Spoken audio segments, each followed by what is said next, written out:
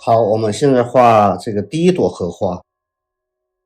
第一朵荷花，我选了一张比较中规中矩一点的，就是它正常的花型，正常的开，变化不是很多的。首先我们要选两支笔，先选一支斗笔，选一种这种大的笔，因为画花我们一定要用大笔来画这个花瓣。用小笔的话，它可能你的笔触去的很多，所以说我们尽量选一点大的一两笔就表现一半花的这种感觉。然后准备一盘胶胶就是调好的，这个在材料课程里面已经介绍了的。但是这个胶不能直接用，像这个胶倒出来过后一定要加一点水。这个水的比例你可以自己掌握，有的可以多加一点你觉得胶太浓了，我们就多加一点。如果你觉得画上去胶不够那我们就少加一点，这个你要自己来试。因为我一般是按照1:10的比例来加的水。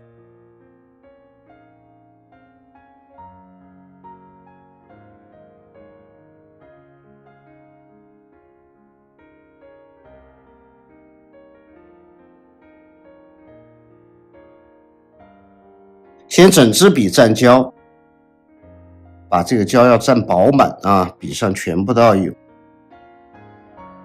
然后稍微刮一刮，来调一点很淡的这个胭脂这个是胭脂色。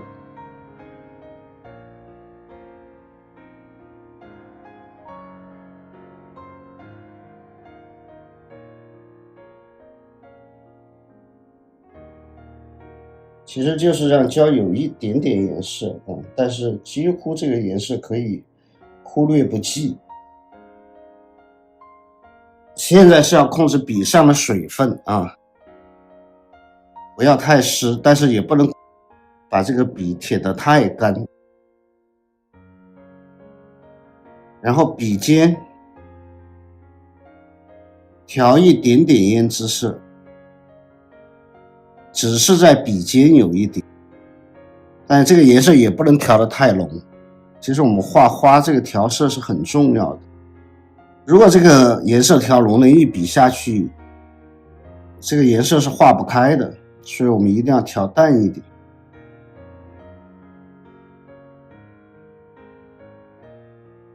我们可以现在开始来画第一瓣。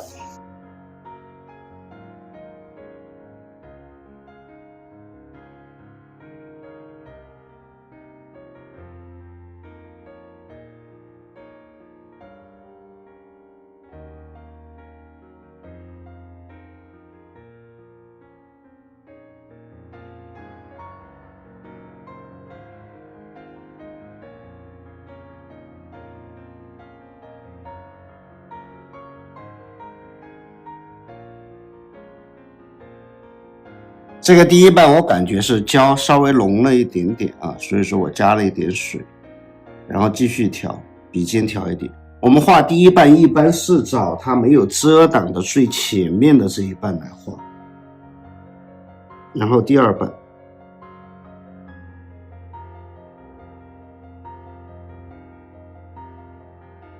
一定要注意花的这个形的变化。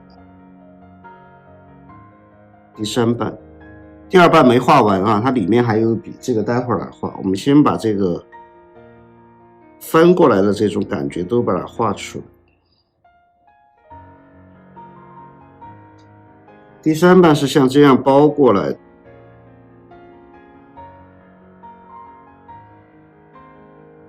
它是这样，都是这样包过来的。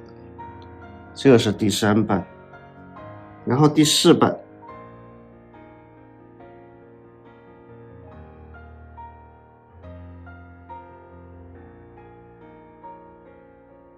一定要注意我的用笔这个其实是很重要的。再调一点胶，这个笔尖的颜色调淡一点，我们把这个里面的这些颜色补出来。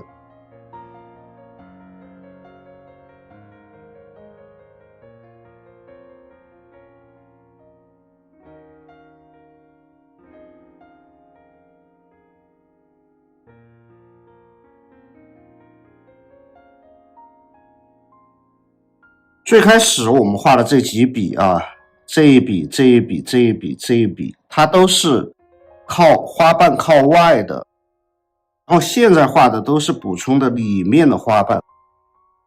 这个一定要把这个里外一定要分清楚。我们在讲这个结构的时候就已经讲过了啊，花瓣分一个里的一面，外的一面，两面一定要把它分清楚。因为这个很重要的，这个在我们画花的时候。好，然后画里面的，这儿还有一半，先把这一半画了。这些都是靠外的。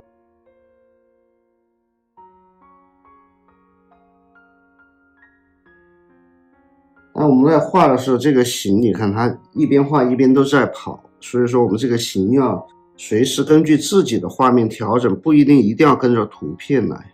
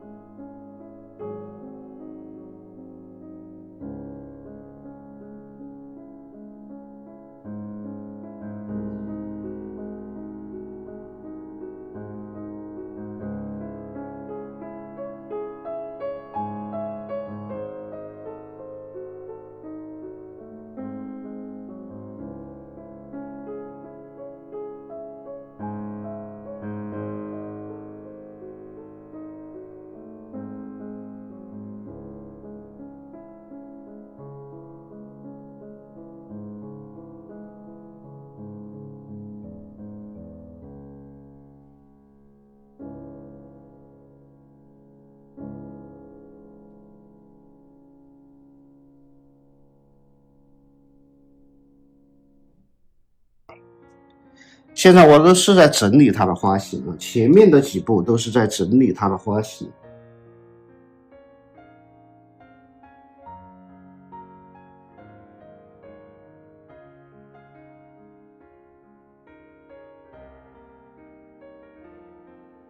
先别着急把它画得很深，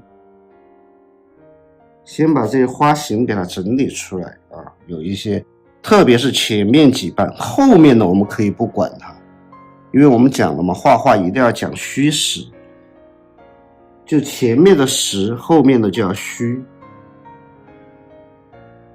所以我们一般后面的可以不画啊，但前面必须要画。然后第一瓣，这一瓣是很重要的啊，这一瓣做的处理也是最多的。第一瓣也是比较完整的，就是它被遮挡的很少，所以说它的这些纹路也是最清晰的。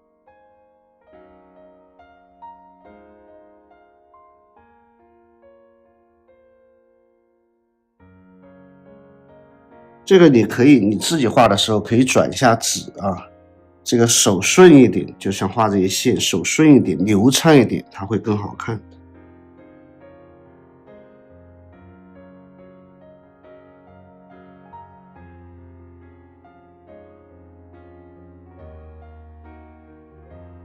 先把它的这个里面的这个结构简单的处理一下，还有一些皱褶啊，有一些弧度，有一些明暗，先把这些处理出来。其实我们画的就是这个东西，就是明暗皱褶。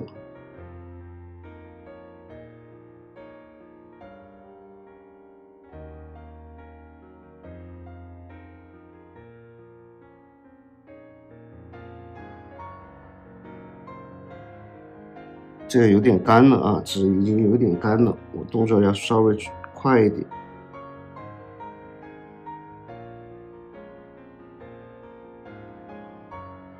前提就是不要把它画得太深啊，不要画得太深。稍微画淡一点啊，画快一点。其实我在画这个淡颜色的时候，其实也是在补充水分，补充这个纸上面的水分，不要让它干。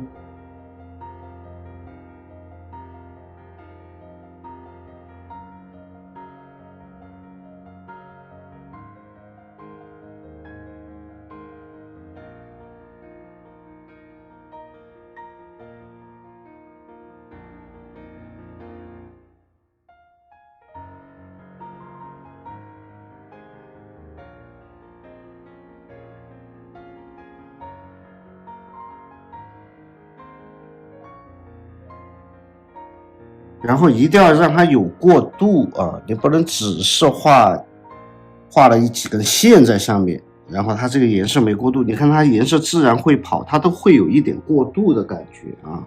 这个其实是我们这种画的精髓啊，一定是要让它过渡的很漂亮，它才会好看。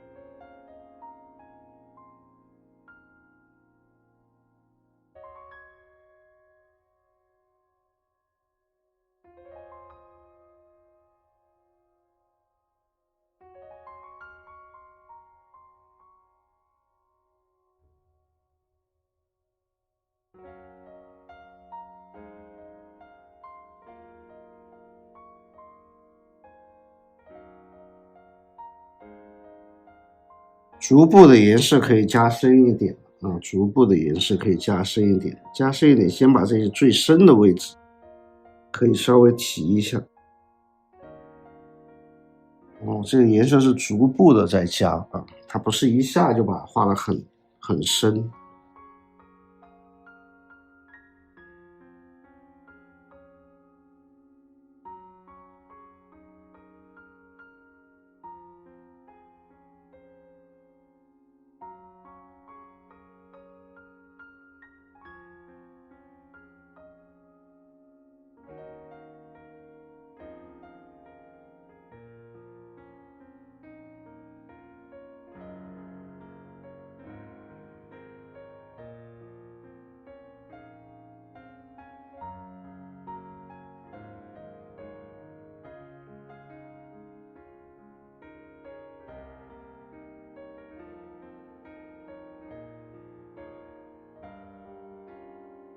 这波速度快啊，速度快。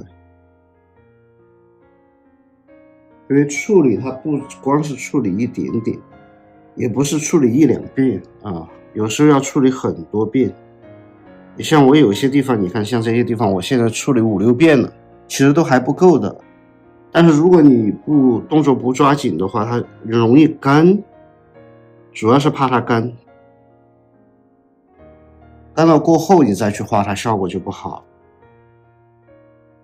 这些一定是要趁湿的时候。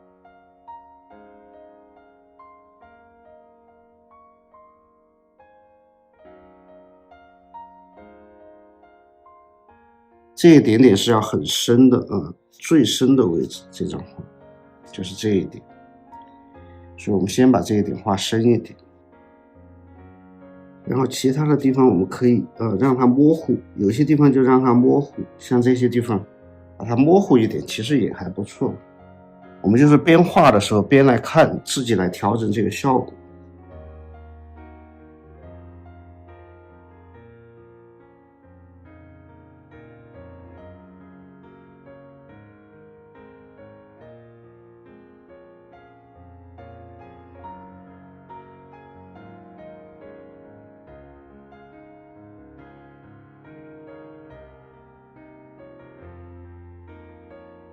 这个纸我要转一下啊，我画这边我想转它一下，这样好画一点，顺手一点。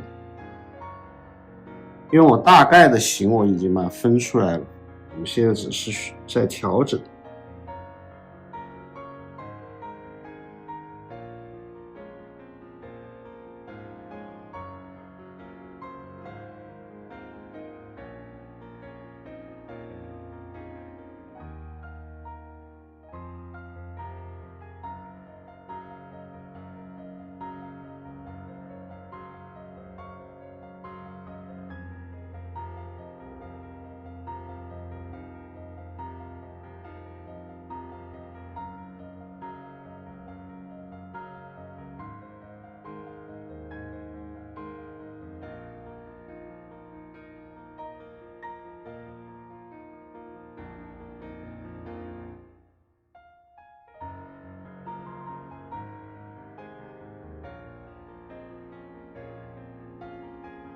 这样可以转来看一下啊，它的效果。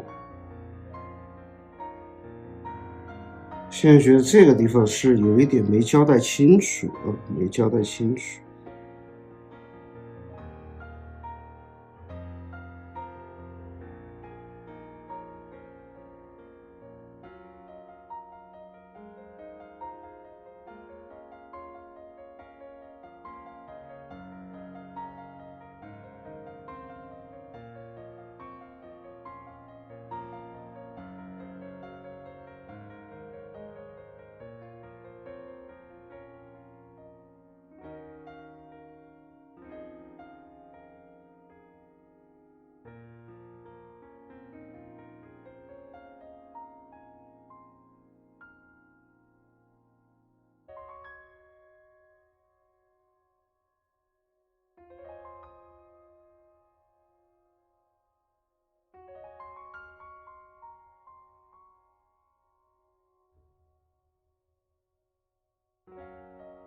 画我这种荷花很精髓的，就是要多做处理，要反复的让它过渡。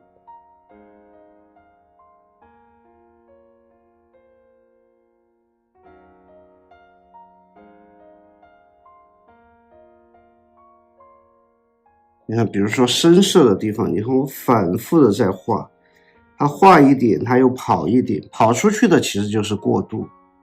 你最后来看跑出去的这一点，它的颜色就是在过渡，而且是很自然的过渡。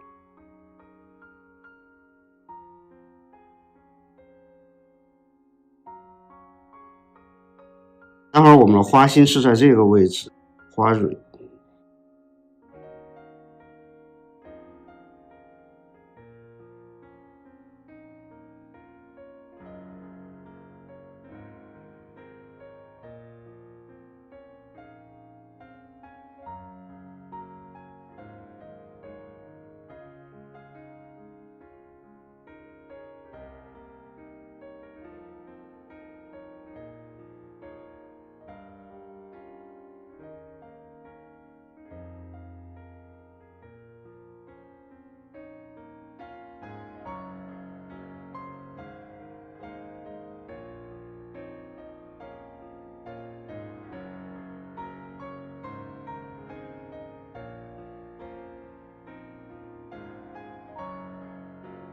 像这个地方就虚了，就让它虚。其实后面也有很多花型，但是我们可以虚的就不画了。这样它一张画里面它就有变化了。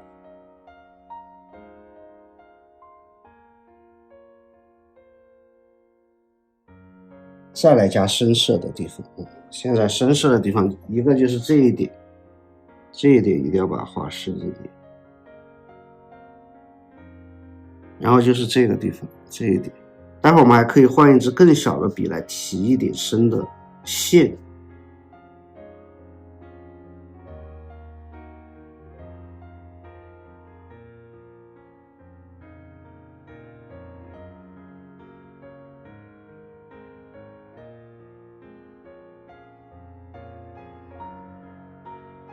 你看有一点点深色，它会显得这个花更娇艳。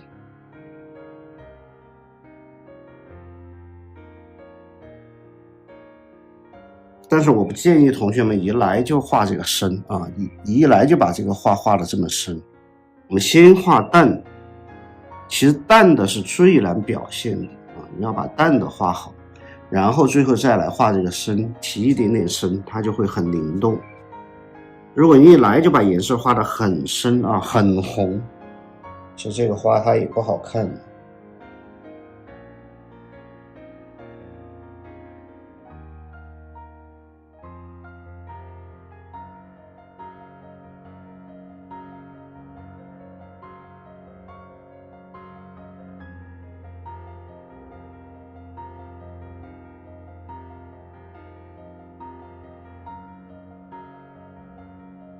我现在都是在调整它过渡的不好的地方啊，比如说像这儿，它颜色有点干了，然后我觉得过渡的不是很好，所以说我又继续再来调整。一定要把它过渡给画够。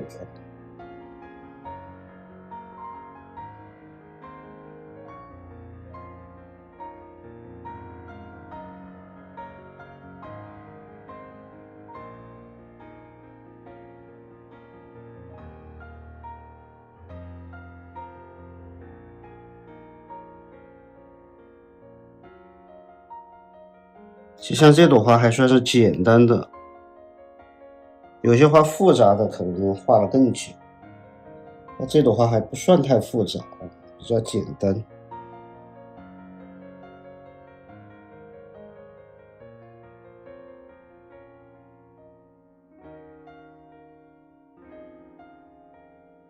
你看我们刚才提了深色，它其实又跑了一点。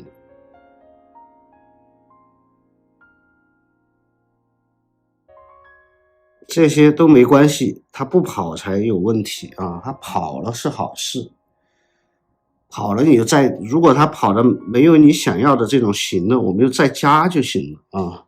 它如果一点都不跑，那证明你这个画是画死掉的。好，我们现在可以换一支小笔啊，小的这种勾线笔。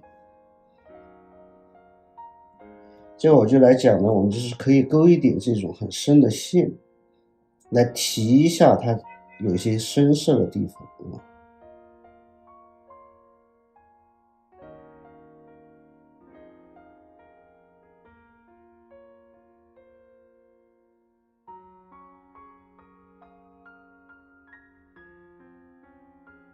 这个线也要让它有一点过渡啊，不要直接。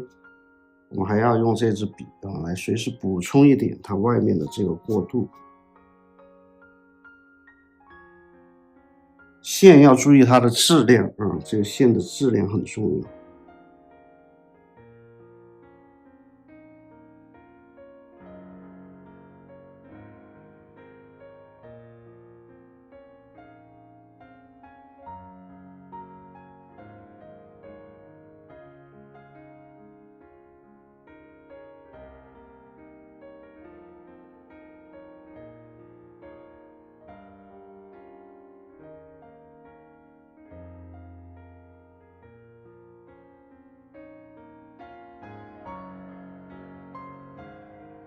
这个地方有一点干了啊，已经有一点干了，但是还是可以再处理。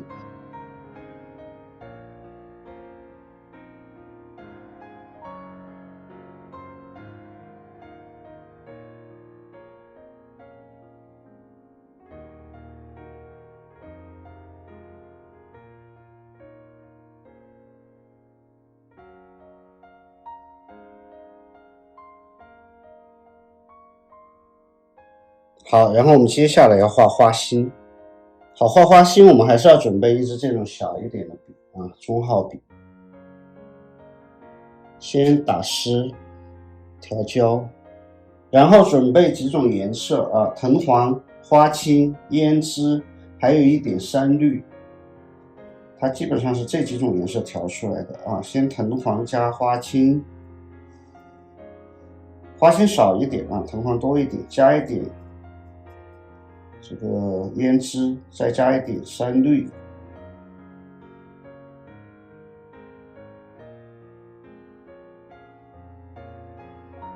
荷花的这个莲蓬啊，在开花的时候它是很嫩的，所以说它是偏黄的，它是偏黄色一点的。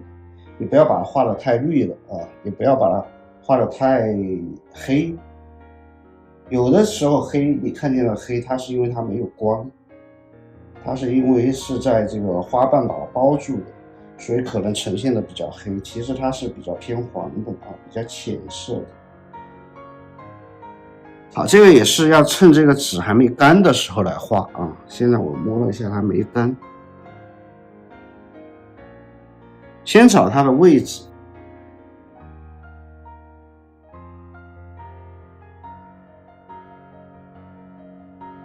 颜色也不要调得太浓啊，不要过于的浓。注意花瓣啊，比如说这个花瓣它挡住了这个莲蓬的，我们一定要把它让开啊，前面的花瓣一定要让开。这个也可以来调一下花瓣的形。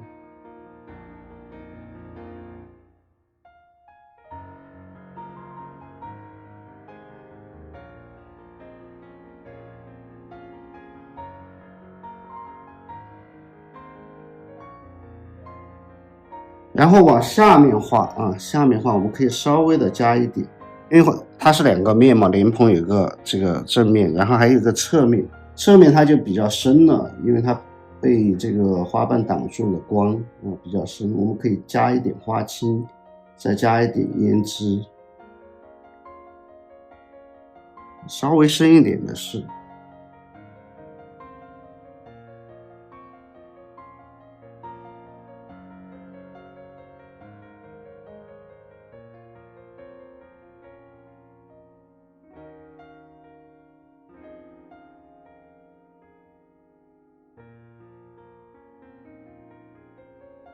小一点啊，不要把它画得太大，然后让它自然的有一点扩散，有一点跑。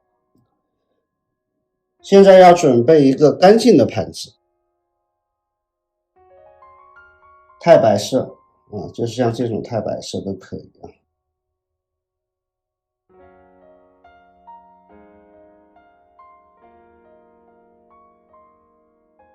然后准备一支小一点的笔。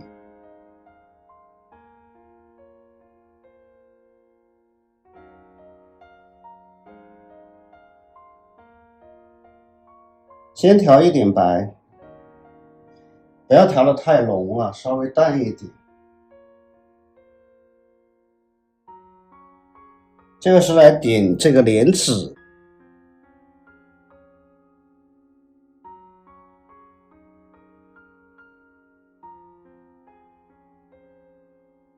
我们讲了它有边啊，我们要把边给它留出来，让出来。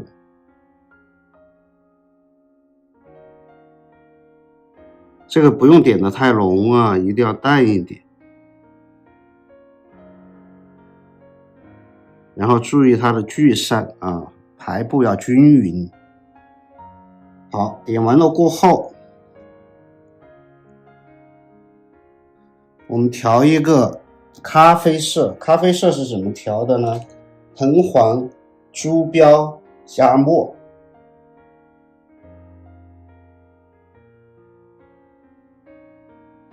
这个是咖啡色啊，这个是藤黄，这个是朱标，这个是我调好的啊，藤黄、朱标加墨。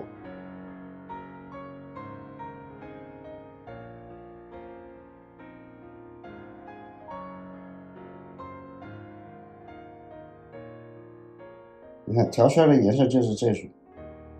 然后我们觉得墨不够，我们还要再加一点墨。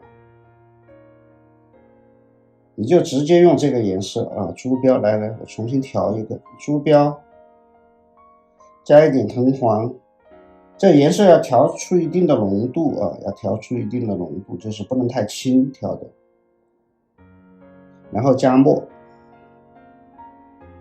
这个颜色以后也会用到，但是用的不多啊，我们就是勾勾线啊这些用一下。啊，就调成这种色就行了。我们主要是来勾一下这个莲子的线。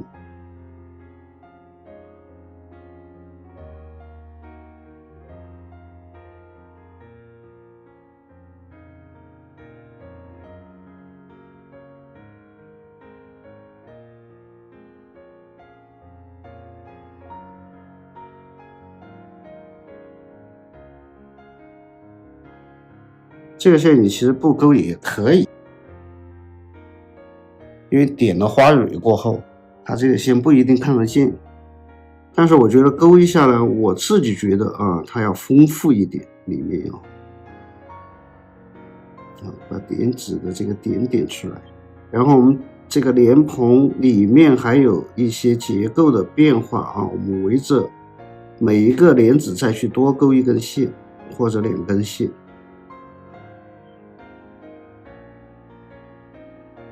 这样它看着就更自然啊，它里面的这个结构变化我们就更能看得清。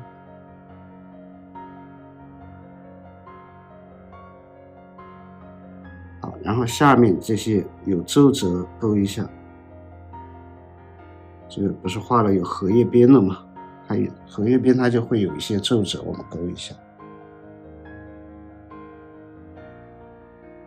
好，用一支干净的小笔。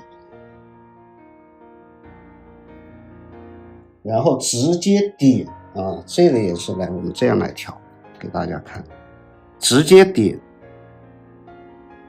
这个很浓的，为什么要用瓶装的这种啊？它可以点的很浓，在笔尖上啊，不知道能不能看得清，笔尖上很浓的这种白色。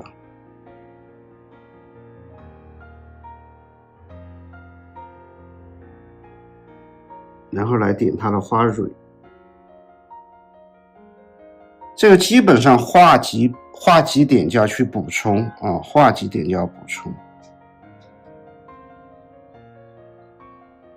前面的啊，它是把这个莲蓬是有一些遮挡，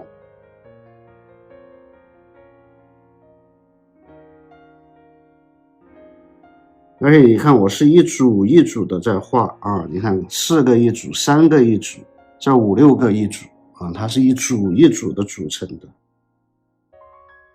然后有一些啊抻插出来的，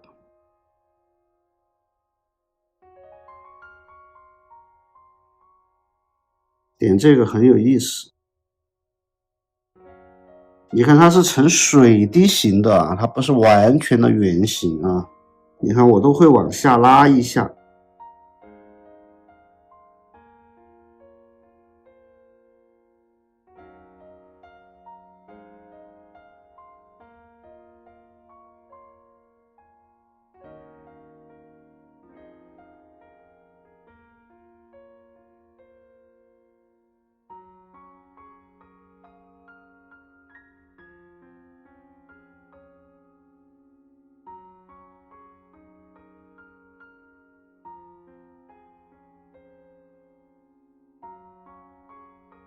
像这个是从花瓣的缝隙里面啊，它抻了一点这个出来。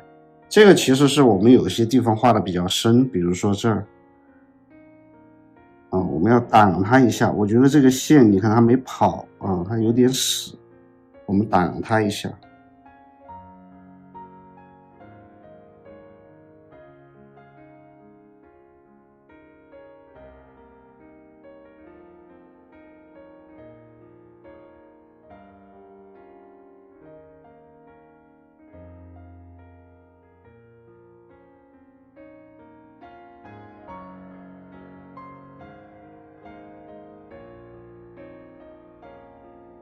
干了的地方它就不好点了，它就还是湿的时候好点，因为我要一边讲一边画，所以说这个有的地方动作就要慢一点。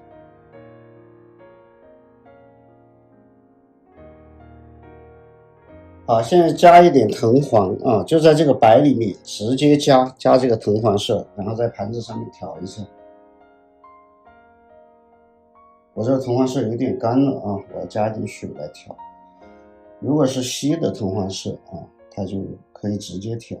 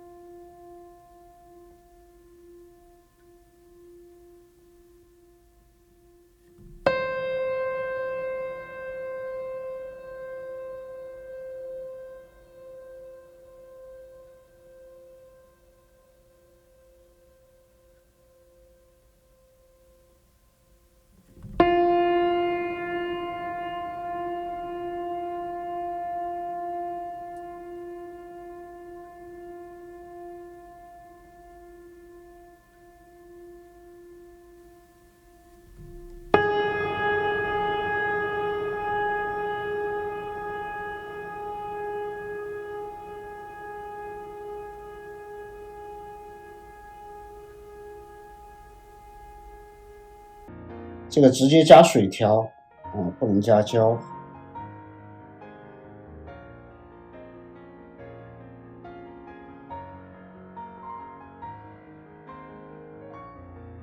然后笔尖调一点深一点的这个墨色，我们可以调到盘子边上。这个我们可以在其他纸上面先试一下啊，你先试一笔，然后好不好画，我们再来动笔。然后这朵荷花的干本来应该是往下这样弯过来，我觉得不好看啊，我们直接把它顺出来。我们讲了莲蓬啊，它的干应该是从这儿开始出的，那出到这个位置就应该在这儿。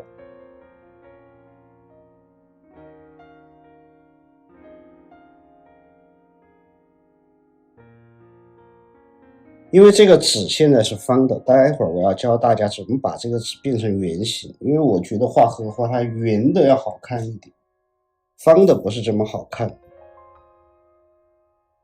好，现在用一支笔，我们要点一点它的这个小刺啊，因为荷花干、荷叶干上面都有一些小一点的刺，其实是它的绒毛啊。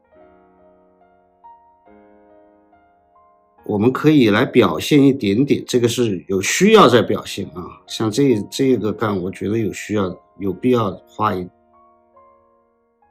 因为中间有一些转折的地方，让它变得不平。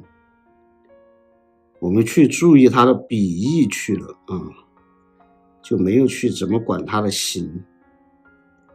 所以我们可以稍稍的点一点。点到后面，你看基本上都虚化掉了啊，不需要了。好，这个就是整个荷花啊，我们第一朵。这个我稍微等它干一点，然后我要把它裁成一个圆形。这个稍微等它干一点，我再来讲怎么来裁圆形。好，现在这幅画花的部分完成了。我们就说现在这个纸是方的，但是我一般画荷花，我觉得这种方纸是不好看的，所以我一般是在画完了过后啊，我做了一个模具，像这个模具啊，这个因为我调了色的，我的笔先在上面，所以它有一点脏。这个模具是做的是33厘米乘33厘米，因为我们的纸本来是34厘米，纸一般是34、35厘米，所以说我们这个做的小一点，就做的是一个平尺的纸，一个平尺的这个模具。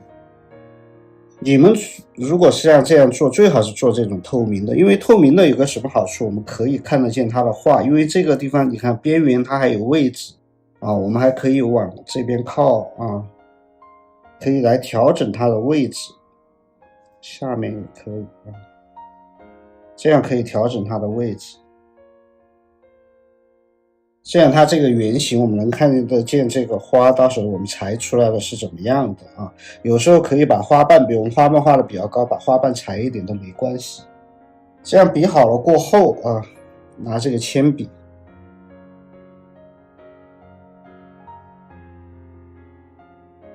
直接画一下。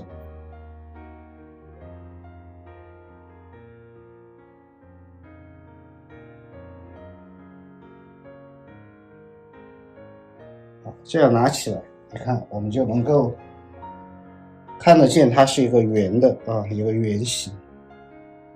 然后单独的这种荷花呢，我们可以配一点叶子如果你要配叶子，一定要等它把这个叶子画完了过后，你再用剪刀把这个圆剪出来然后这个画了过后，你用剪刀跟着剪就行了，它就是一个圆形的。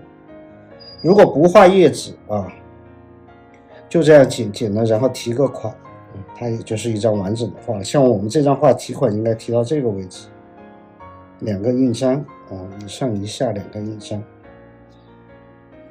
这样它就是一张完整的画因为这一张我觉得没必要画叶子因为花已经画的比较满了。好，我们现在把它裁出来了现在就可以来调整来盖印章和写字提款了。这个裁出来圆形有个什么好处？当时我们画的是这样的，是吧？我们现在可以自己来看调整它的位置，哪个位置比较好看还是要这个位置稍微再立一点点，因为我们的字写这儿，这样它就好看一点。写字也是调一个淡墨就可以。我写字喜欢用淡一点的墨，因为像这种画，这个花也比较淡的，你如果用一个浓墨在这写一个你的名字它肯定是画面是很抢画面的，所以说肯定不好看。我们写一个比较淡一点的名字。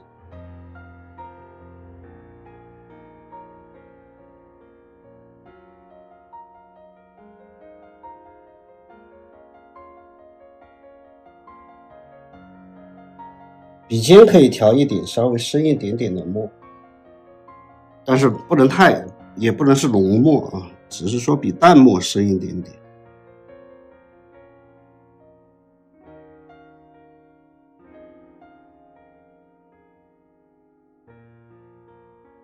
这个笔我感觉水分少了一点。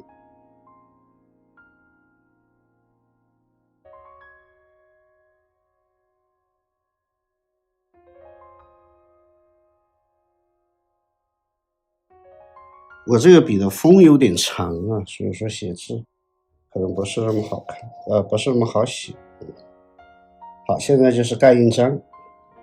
像这么小的一幅画我们要选印章的时候，先选小一点的印章，不要选太大。虽然我字写的是很大的，但是我们可以盖一个小一点的，像这个印章就 0.8 的 0.6 还是 0.8， 应该是 0.8 的，比1厘米要小一点。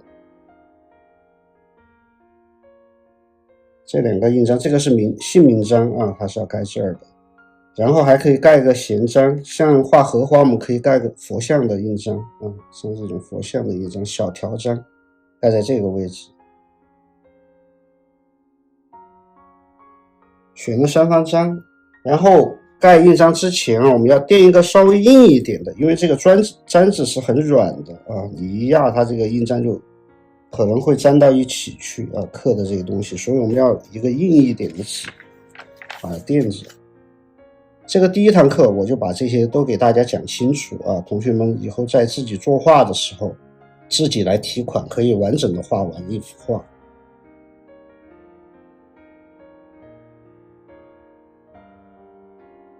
像印泥要均匀的把印泥打出来。我这个印泥盒因为是自己画的，所以说我的印泥盒有点大，我买的印泥也比较多。像我这个是自己画的，到景德镇去的时候画的。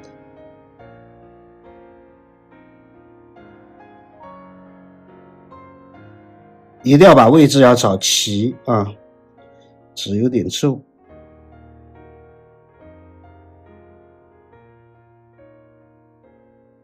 第一个还好第一个我们只要把盖正就行了。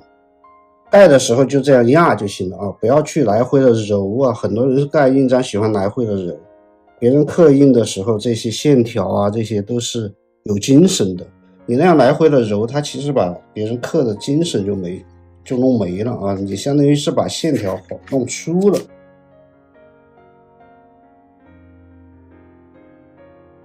只要你这个打的就是这一遍印泥打够了的，其实盖起来很轻松的。我用的这个印泥是古色印泥反古色的印泥，我不喜欢用那种很红的印泥，像朱标大红特别是大红那个印泥其实那个印泥很差，我最不喜欢用的就是那种。然后这种古色的印泥呢，我觉得和画面它不抢画面，而且它又是一个深色。像我们画画盖章题款其实都是在补充画面，就是画面有些不足的地方我们要把它补充好，它都是补充不是说我们画完了你题个款就完了。有些你看我字都不会题，直接盖2个印章，因为没必要，如果你写了字可能还会影响画面，所以很多地方我们就用的是穷款，像这种也叫穷款，只写了2个字，有的叫题长款来补充。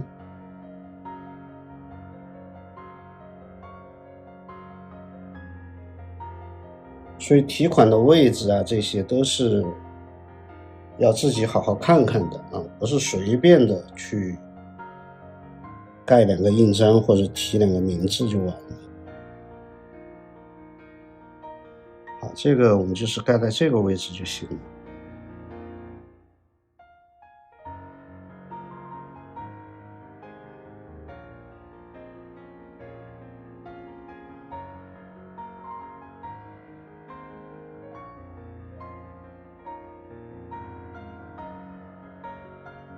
好了这个画就完成了。这个就是一张完整的我们要创作的时候的一个过程。之后的我可能会省略掉题款和盖章这个过程，因为确实不好录。